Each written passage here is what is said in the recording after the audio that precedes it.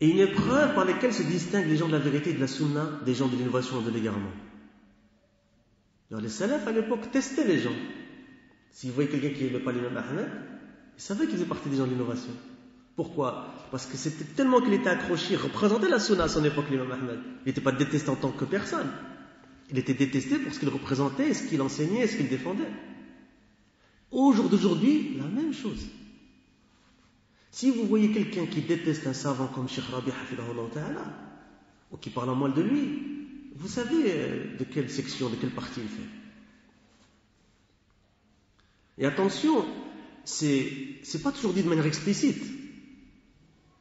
Ça peut être par des sous-entendus qui peuvent paraître valables pour celui qui est faible d'esprit ou qui est faible de l'ilm. Cheikh il a vieilli.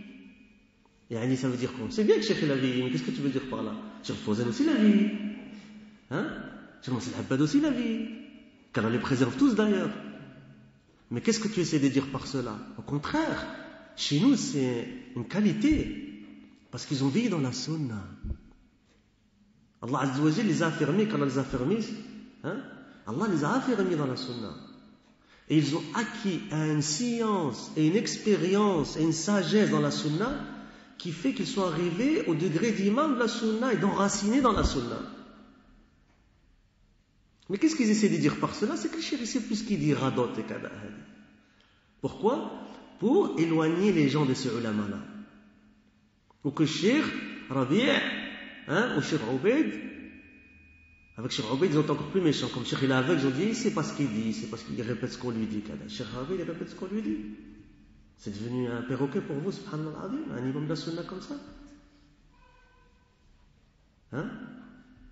Ces gens-là, ou ils sont ignorants, ils ne connaissent pas Cheikh Ubaid, ou c'est des gens qui sont mauvais. Moi je connais Cheikh Ubaid, j'ai passé pas mal de temps avec lui, j'ai étudié certains livres avec lui. Wallah, il est plus clairvoyant, en tout cas moi il est plus clairvoyant, même s'il est aveugle. Il est très précis le cheikh, dans tout ce qu'il fait. Même dans ses horaires, etc., le cheikh il est très pointu, il est très précis. Dans la manière dont il enseigne. Je me rappelle, on a fait quelque chose de complet avec lui, le cheikh il était devant nous, le cheikh il ne voit pas. Il nous disait lui, à quel choubha on est arrivé, il nous disait les a numérotés lui-même, cheikh. Il dit Shubhat al-Thaniya, Shubhat al-Thalitha, Shubhat al-Rabi'a. Il nous dit Rqumuha. Écrivez les numéros. Et il y avait beaucoup de chouurs qui étaient là, d'autres chouurs, et quand il y avait une question, on renvoyait tous à Cheikh Ubaid.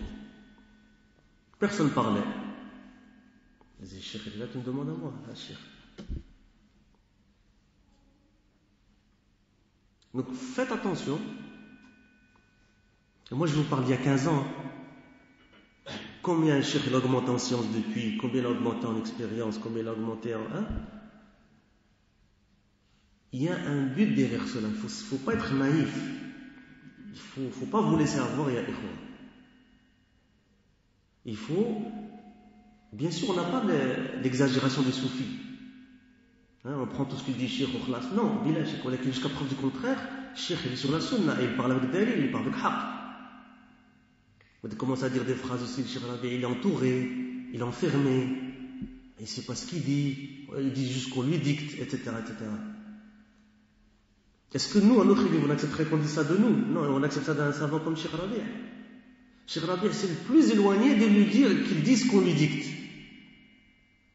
Combien de fois en étant en sa présence à Cheikh Rabi', il y a quelqu'un qui a... Parce que Cheikh Rabi' toujours il demande, il dit Anta, tu es de quel pays? Qui a visité Cheikh Rabi' ici?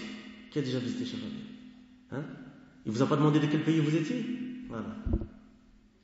Tout de suite, il dit tu es de quel pays? Comment va da'wa chez vous? Qu'est-ce qu'il y a là-bas? Qui est là-bas? Qui vous donne quoi? Etc. Et s'il dit, il y a un tel, mais il est chié, il a dit, si Cheikh sait que c'est un salaf, il dit, tabbat, il a dit, parle pas sans dalil. Va, fais attention à ce que tu dis. Andak.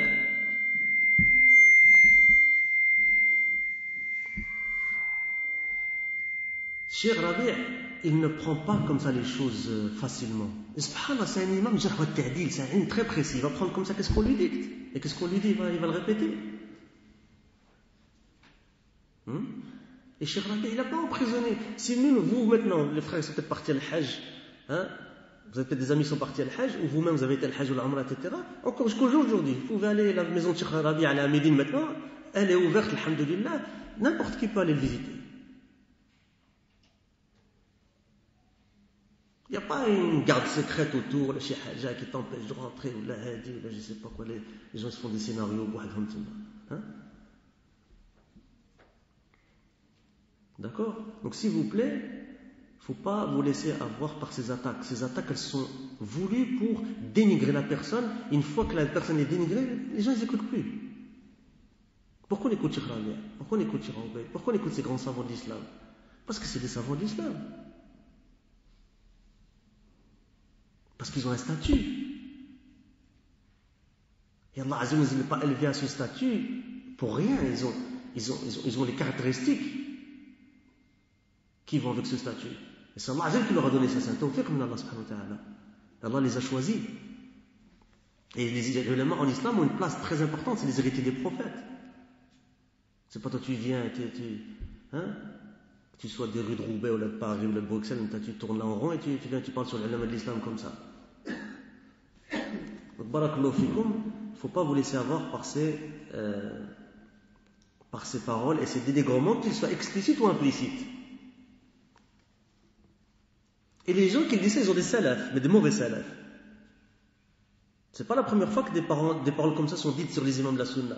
Et quand vous regardez cette parole de Cheikh Lavi sur Cheikh Rabi', elle a déjà été dite il y a une 20aine d'années par un mubtadi' qui s'appelle Abou al-Hassan al-Ma'ribi.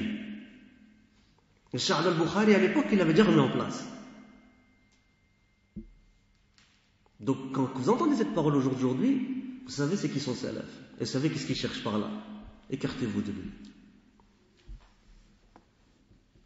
Et une phrase que je dis beaucoup dans mes cours, les frères, il n'y a personne qui peut vous obliger à l'écouter. Vous savez ça?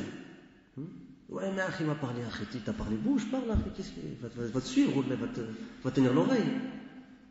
Tu n'es pas obligé d'écouter, Akhi. Tu dis, Akhi, je ne veux pas t'écouter. Moi, ça m'est déjà arrivé, je dis, écoute, Akhi, je n'ai pas envie de t'écouter. Salam alaikum. C'est tout. Ça, c'est mon din, ça. C'est pas un jeu. Tu n'es pas en train de me vendre une voiture. Tu vois ce que c'est mon din, ça, c'est ma aqida, ça. C'est mon manhaj. Je ne suis pas obligé de t'écouter. J'ai pas envie de parler avec toi. Salam alaikum. T'as un problème avec Cheikh Rabi', tu parles à Cheikh Rabi'. Tu vas prendre Saudi Airlines, tu vas le voir, et te naqsha avec lui. Pourquoi tu naqsha avec moi? Pourquoi tu débats avec moi?